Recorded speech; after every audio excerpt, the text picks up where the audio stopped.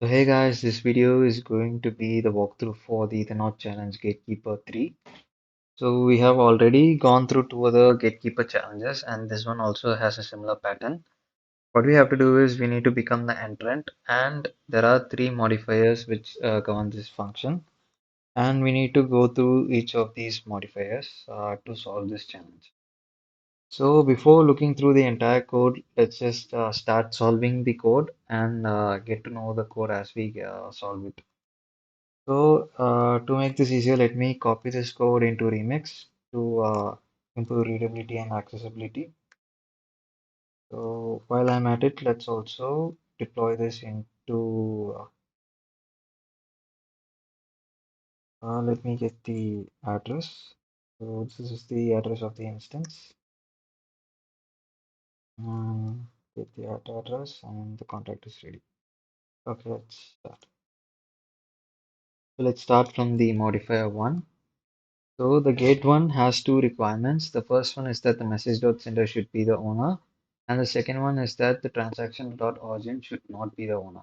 So when looking at this owner variable, it's a normal address, and this is the function which allows us to change it. So this is a normal function which does not have any modifier or require statements, and whomever calls this function will become the owner. So they have tried to trick us by using the semantics as a constructor, but this is actually a normal function.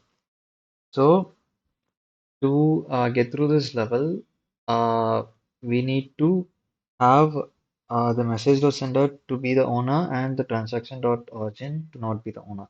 So we have already done this in the previous Ethernaut gatekeeper levels, where we should create an contract which will become the message.sender and our externally owned account would be the transaction.origin. So let's start writing the hack contract. So contract hack, and let's write the function. Let's call it attack, and it will be a public function. So now we need to get the instance of the contract. So first let me add the address of the contract. Let's call this GatekeeperThree address, and which is going to be this address which I have already copied. And then to get the contract instance, let's GatekeeperThree. Let's call this G3. It's going to be GatekeeperThree of this G3 address. So now we have an error. Okay, we need this address to be payable. So let's convert this into payable.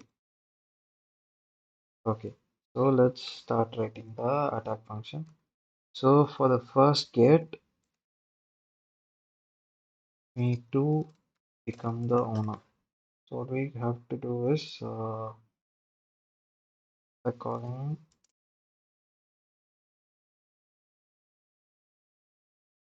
constructor. So let's just get three dot. Let's call this constructor function. That's it. We have solved the gate number one. Now let's go to modifier number two, which is gate two. So gate two has a requirement that the allow entrance should be true. So when we look at the allow entrance, it is a Boolean value. And if we go through the contract, we can see that this function allows us to change it. So this get allowance function takes in a password and it checks that password using this trick contract. And if this returns true, our allow entrance value would become true.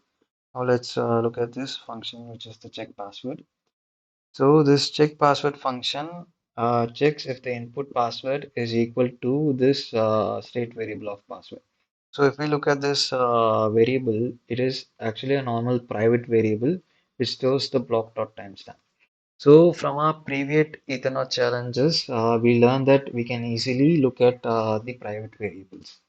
So to look at the private variable, we just only need to know the address of this contract and the spot where it is located. So first to get the address, we have the deployed instance of Gatekeeper, and we could see that it is calling this trick contract, and which is here is a public variable called trick. And if you look at it as an address of 0, it is that case because we have a function where we need to deploy this contract.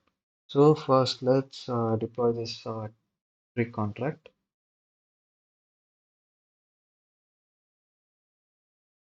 confirm it, wait for it to be deployed, and has been deployed. So we get this address of the trick contract. So we got the address, and to get the slot, this is the second slot in this contract. So what I'm going to do is I'm just going to use the browser console and Web3.js to get the value. So I Web3 dot get storage at. So we need to enter the address, and then we need to get the slot, which is slot number 2. So we get this value. So this is the private variable which has stored the block.timestamp.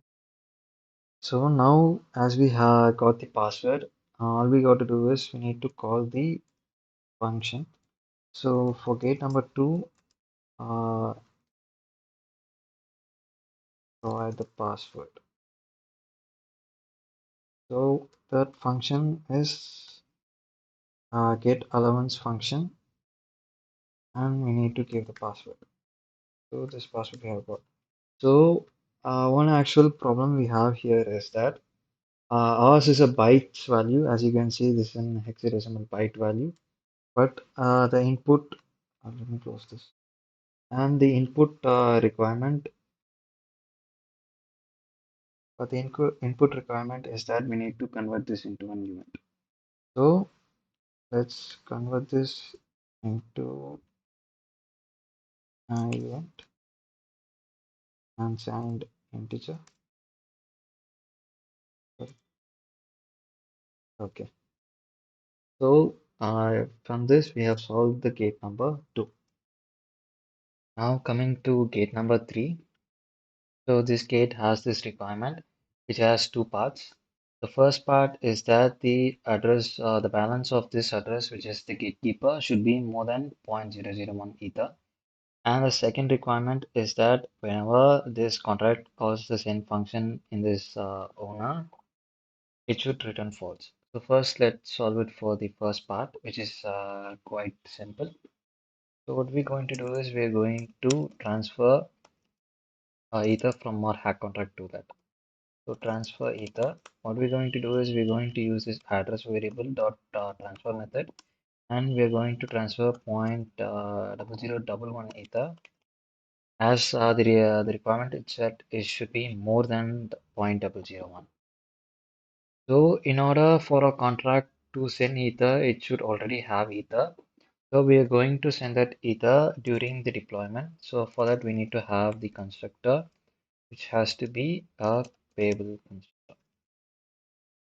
So this will solve the first part of gate number 3. When looking at the second part, uh, it requires so whenever uh, this send function is called in our owner, which is the hack contract, it will call the receive function. So what we have to do is we need to make the receive function send false. So the simplest way to do that is for a receive function to revert the transaction. So what we are going to do is we'll write receive going to be an external function and a payable function. And this receive function is not going to receive anything. It is simply going to revert and send false. So by using this function, so what we're going to do is it is for GateThree, and it is going to send false. So we have also finished gate number 3 where both these conditions are satisfied. So let's go ahead and deploy our hack contract. So yeah, before that, let me also add a self. Oh yeah, we have not even added the enter function. So let's call the enter function, which is g3 dot enter. So what this function will do is first it will solve gate number one and then gate number two and then gate number three and finally it will enter. So additionally, I'm going to also add a self-destruct function to send the remaining ether back to my account. So if you guys don't know about the self-destruct function, it will simply send the balance of this address to whatever address I give it. So the self-destruct is going to be payable over the caller. So message dot and so that's it. We have finished coding our hack contract. So if you guys want the exact code, I will give the link to the GitHub repo containing this contract. So let's go ahead and deploy our contract. So our hack contract. So the value I'm going to give is 1 ether as I have this self-destruct function. So whenever this function goes through it, all the pending ether will reach my account back. So let me deploy this hack function, hack contract.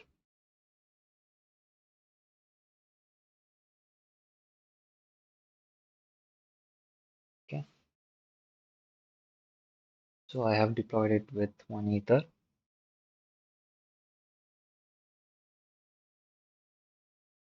And now as the contract has been deployed, let's call the attack function.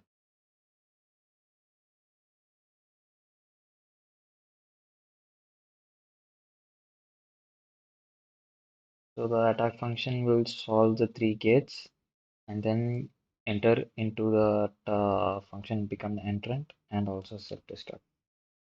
So the transaction has been successful, and if we look at the entrant, it is going to be our account. So we have successfully completed this level, and we can also submit this level.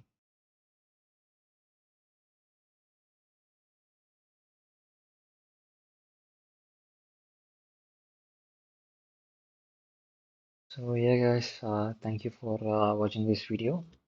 So I'll be sharing future smart contract auditing related videos. So please stay subscribed. Yes, we have completed the level. Yeah, thank you.